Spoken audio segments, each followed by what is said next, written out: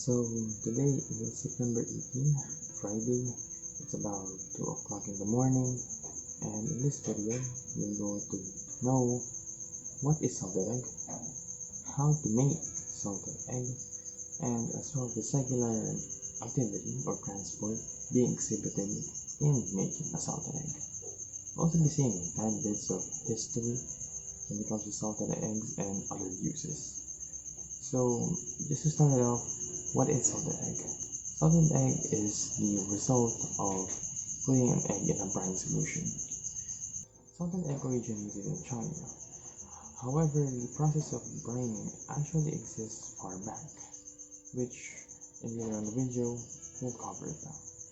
So for now, let's see how to make a salted egg. So first, ingredients.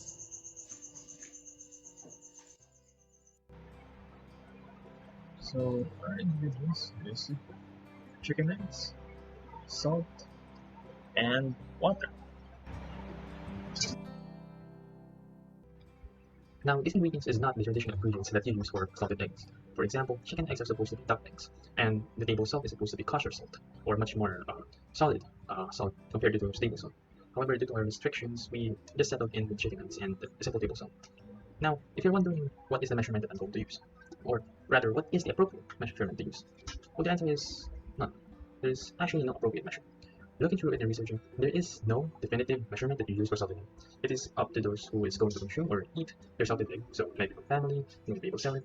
That will depend on how your measurement would go. So if someone asks you what is the right measurement, there is none. It's up to you. It's up to the creator or the one making salted egg to decide what measurement would be fine. Now with that out of the way, let's gather all these ingredients and let's get cooking.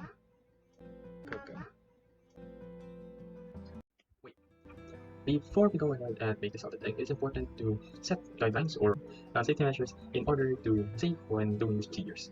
Number one, have a pot holder. Even a simple cloth would be enough as long as the heat won't go through it. Second, have a big enough pot or cauldron, and to make sure that it won't overflow, and of course, it must be big. Third, stay away from the heat. At least make a considerable amount of distance away from the holder when it's heating up, so a little bit of droplets won't go through you and burn you. And lastly, add a cover, since again, the droplets. There you go. So with that, okay, this time for sure. Let's cook.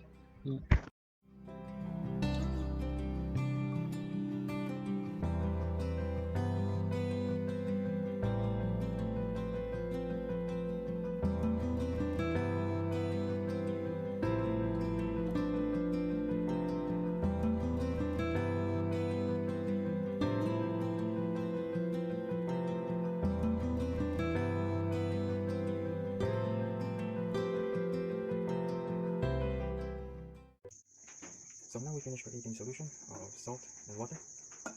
Now we're just gonna wait for it to cool down to room temperature. We do that because the residual heat from this solution may accidentally cook the egg when we put it in the container. So we definitely don't want that because yeah, it will not be salted. So right now I'm going to wait for this for about an hour. So I might get breakfast first.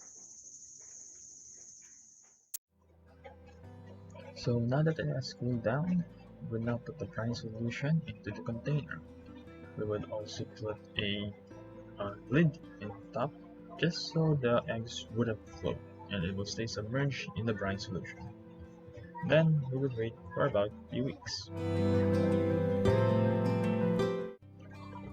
Now, as time goes on, we will observe this egg, its size, its shape, color, smell, or any other changes it will exhibit in the 2 weeks of putting the brine solution. But so far, there seems to be none. And that is because the changes is not happening on the outside, but rather on the inside. So we'll take a look as to what actually happens inside the egg.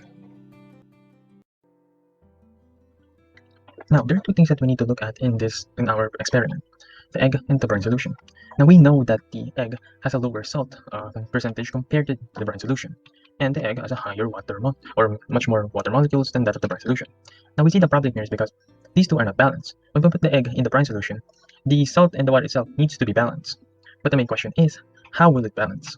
Well, that is where the process of osmosis comes in.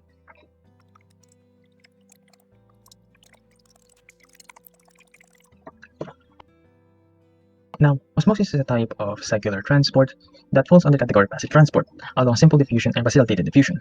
But what separates osmosis to the facilitated diffusion and simple diffusion is that osmosis mainly deals with water, or H2O. In osmosis is the movement of water. Now, there is a force that we call the concentration gradient, which is basically molecules tend to move to that of the higher concentration or to lower concentration. It would depend on what kind of transport. But in our case, in passive transport, the concentration gradient goes from high concentration to low concentration. Now, this is where the misconception occurs, because people tend to think that when you say high concentration, usually it's a solute. But remember, osmosis mainly deals with water. So when it says high concentration, it refers to the high concentration of water in osmosis. As you see here, this is how basically it goes, from high concentration to low concentration.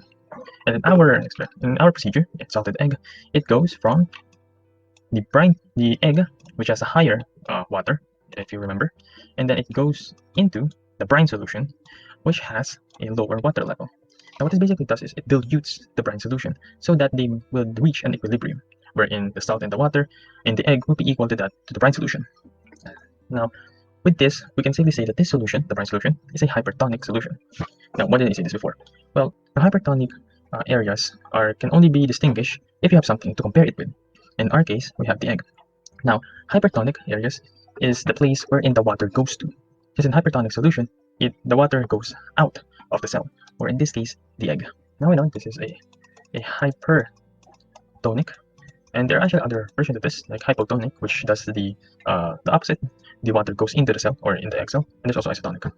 Now, if that solution is hypertonic, then we can also say that its osmolarity is high, or it has a high osmolarity, which basically means it has a high concentration of solute. In our case, it's the salt. Now, this process is called plasmolysis, and this is where the part of fluid preservation comes in. When the water goes out of the cell, it loses moisture, and all metabolic functions cease. When this happens, it becomes an unsuitable environment for any bacteria to grow.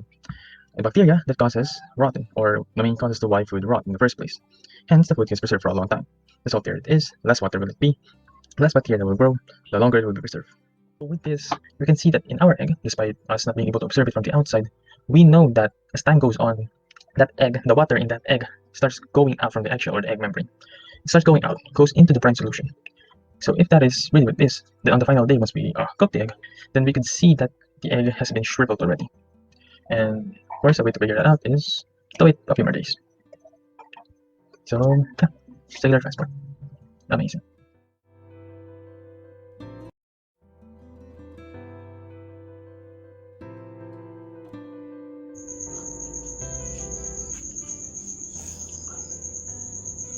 So today is October 2, which means it's finally time to see the end product of our chicken egg that has been placed into a container with a salt and water mixture.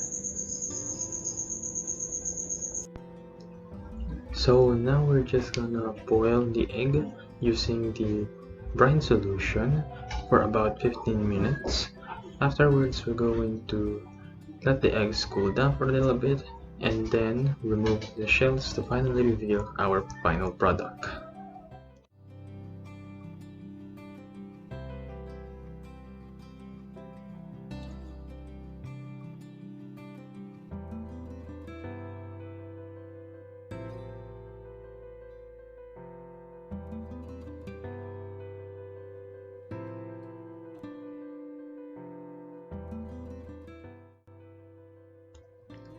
And this is the salted egg.